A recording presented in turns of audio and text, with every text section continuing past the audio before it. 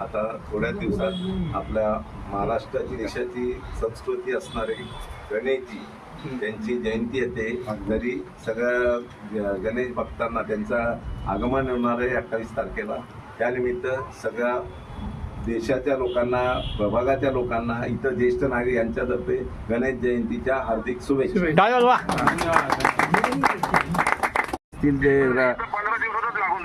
एक महिना बोललो मी तुम्हाला.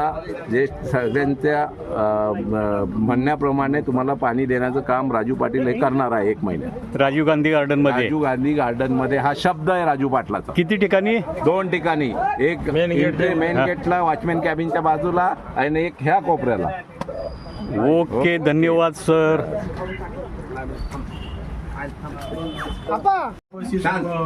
ज्येष्ठ नागरिक बंधू आणि भगिनी, या ठिकाणी ज्येष्ठ नागरिकेच्या या ठिकाणी सत्कार मागाशी झालेलाच आहे. आताही सत्कार होत आहे. साहेबांनी सांगितलं की येणाऱ्या 28 तारखेला गणेशोत्सव जयंती साजरी होणार आहे पूर्ण भारतभर.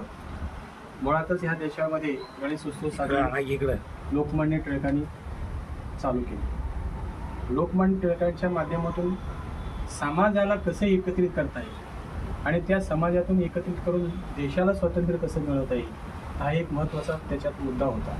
आणि खऱ्या अर्थानं त्यांच्या लोकमान्य टिळकांच्या उद्देशानंच या ठिकाणी पूर्ण भारतभर आज गणेश उत्सव साजरी होत आहे. त्या उद्देश कसा आहे की समाज एकत्रित यावं, सगळ्यांनी एकत्रित यावे, संघटित राहावं.